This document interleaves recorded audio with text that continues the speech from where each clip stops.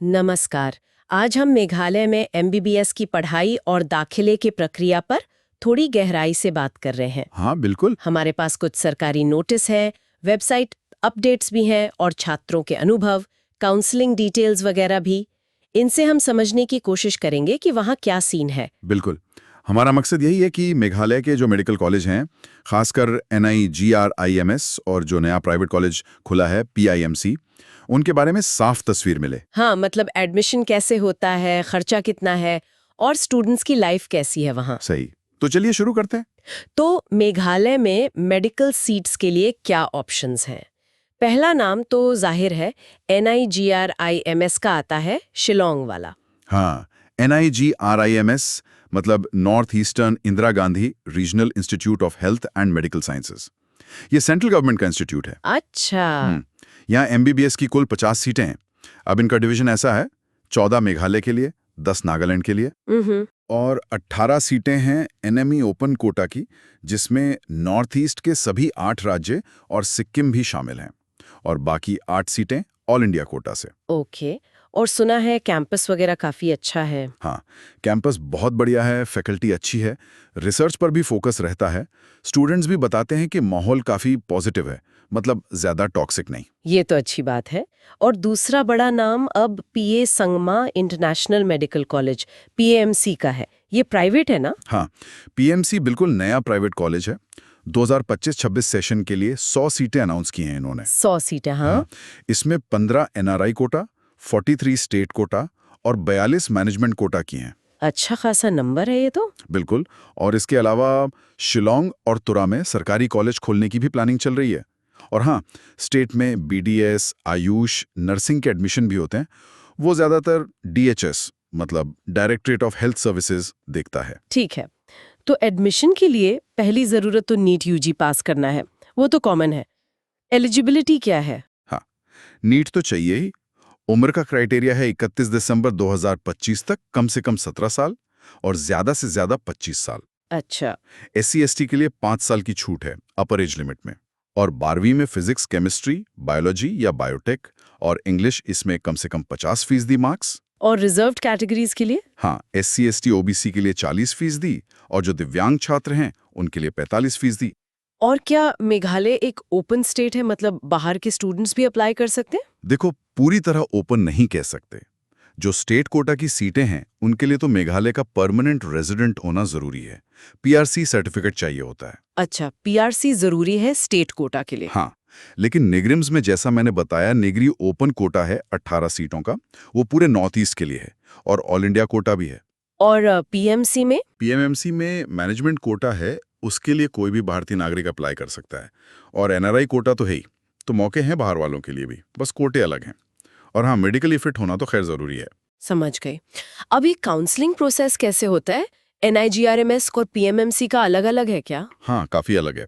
NIGRMS अपनी counselling खुद करता है, खासकर वो एनी ओपन कोटा वाली सीटों के लिए। अच्छा। और ये ऑफलाइन होती है, मतलब कैंडिडेट को खुद जाकर रिपोर्ट करना होता है, डॉक्यूमेंट वेरिफिकेशन वगैरह के लिए। अप्लाई ऑनलाइन करना होता है उनकी वेबसाइट से। 500 रुपये फीस है। मेरिट लिस्ट नीट स्कोर पर बनती है। ओके, 2025 का कुछ आइडिया है कट ऑफ का? हाँ, जैसे एनी ओपन कोटा का पहले राउंड का कट ऑफ स्कोर 492 था 2025 में। ठीक है। और PMMC की काउंसलिंग, वो भी ऑफलाइन? नहीं, PMMC की काउंसलिंग एक नई अथॉरिटी बनी है, MSCMA, Meghalaya state counselling authority for medical education. वो ऑनलाइन कराती है। अच्छा, ये नई अथॉरिटी है। हाँ, meghealth.gov.in पर रजिस्टर करना होता है। सीट अलॉटमेंट नीट रैंक और रिजर्वेशन के बेस पर होता है। फीस वगैरह? यहाँ एप्लीकेशन फीस तो 500 रुपये है, लेकिन स्टेट कोटा SC/ST के लिए माफ है, पर काउंसलिंग फीस अलग से है। वो कितनी? स्टेट कोटा के लिए तो कुछ नहीं, मैनेजमेंट कोटा के लिए 3000 रुपये और NRI कोटा के लिए 25,000 रुपये। बाप रे, NRI कोटा की काउंसलिंग फीस ही 25,000 है। हाँ, तो फिर पढ़ाई का पूरा खर्चा कितना बैठता है इन कॉलेजों में? निग्रिम्स में देखो, ट्यूशन फीस और बाकी सब मिलाकर पहले साल करीब 47,600 रुपये लगते हैं। इसमें वन टाइम, एनुअल, सिक्योरिटी सब शामिल है। और मेस का खर्चा करीब 11,000 रुपये हर 3 महीने का। ये तो काफी रीजनेबल लग रहा है सरकारी हिसाब से। हाँ, लेकिन PMIMC में सीन बिल्कुल अलग है। कैसा? वहाँ स्टेट कोटा की फीस ही करीब 5 लाख सालाना है। 5 लाख? हाँ, और मैनेजमेंट कोटा की करीब 18 लाख सालाना। 18 लाख? जी। और एनआरआई कोटा की 40,000 यूएस डॉलर्स सालाना, ये फीस। मतलब कमेटी बाद में बदल भी सकती है, पर अभी यही है। 18 लाख तो बहुत ज्यादा है। मतलब ये तो एक बड़ा फैक्टर हो गया डिसाइड करने में। बिल्कुल, ये बहुत बड़ा अंतर है। बॉन्ड का क्या चक्कर है? कुछ बॉन्ड वगैरह भी साइन करना पड़ता है? साइन कर, हाँ, बॉन्ड भी है। एनआईजीआरएमएस में अगर कोर्स बीच में छोड़ते हो तो 10 लाख का बॉन्ड है। ओके। लेकिन जो स्टेट कोटा वाले स्टूडेंट्स होते हैं, मतलब जो पहले डीएचएस के थ्रू सेलेक्ट होते थे, उन पर 30 लाख रुपए का बॉन्ड है और साथ में 5 साल की रूरल सर्विस भी करनी पड़ती है। 30 लाख का बॉन्ड और 5 साल की सर्विस, ये तो काफी स्ट्रिक्ट है। हाँ, ये दिखाता है कि सरकार चाहती है कि डॉक्टर स्टेट में ही रुके, पर स्टूडेंट्स के लिए ये बहुत बड़ी कमिटमेंट है। सही बात है। अच्छा, स्टूडेंट लाइफ कैसी है वहाँ? एनआईजीआरएमएस के कैंपस की तो तारीफ सुनी थी। हाँ, नाइग्रिम्स का कैंपस वाकई बहुत सुंदर, हरा भरा और साफ सुथरा है। सुविधाएं भी अच्छी हैं, माहौल भी जैसा बताया ठीक है, ज्यादा प्रेशर वाला नहीं। खाने पीने रहने का इंतजाम हॉस्टल और मेस में है ही। पीआईएमसी तो नया है, तो वहां का कैंपस कल्चर अभी डेवलप हो रहा होगा। सही। कोई लेटेस्ट अपडेट या न्यूज है इन कॉलेजों से रिलेटेड? हाँ, हाल फिलहाल में पीआईएमसी के एसओपी मतलब स्टैंडर्ड ऑपरेटिंग प्रोसीजर में कुछ बदलाव हुए हैं, उसका नोटिस आया था। नाइग्रिम्स की काउंसलिंग लिस्ट और कट ऑफ वगैरह भी जारी हुई हैं। ओके। और एक जरूरी बात, एनएमसी यानी नेशनल मेडिकल कमीशन ने सभी कॉलेजों को वार्निंग दी है कि स्टूडेंट्स का सारा डेटा उनके पोर्टल पर जल्दी अपलोड करें। अच्छा, क्यों? वरना उन स्टूडेंट्स को आगे चलकर प्रैक्टिस का लाइसेंस मिलने में दिक्कत आ सकती है। तो ये कॉलेजों के लिए जरूरी है कि वो डेटा टाइम पर अपलोड करें। ये तो जरूरी इन्फॉर्मेशन है।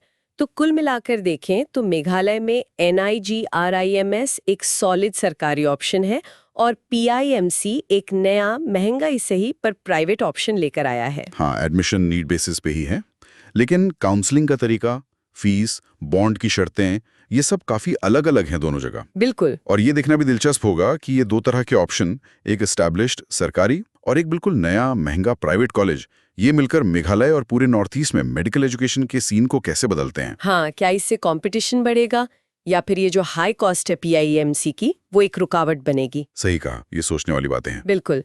तो जो भी स्टूडेंट्स या पेरेंट्स सुन रहे हैं, उनको यही सलाह है कि लेटेस्ट जानकारी के लिए ऑफिशियल वेबसाइट्स meghealth.gov.in और nigrims.gov.in जरूर चेक करते रहें। हाँ, वो सबसे जरूरी है। तो आज के लिए इतना ही। अगली बार फिर मिलेंगे एक नई जानकारी के साथ। सीखते रहिए।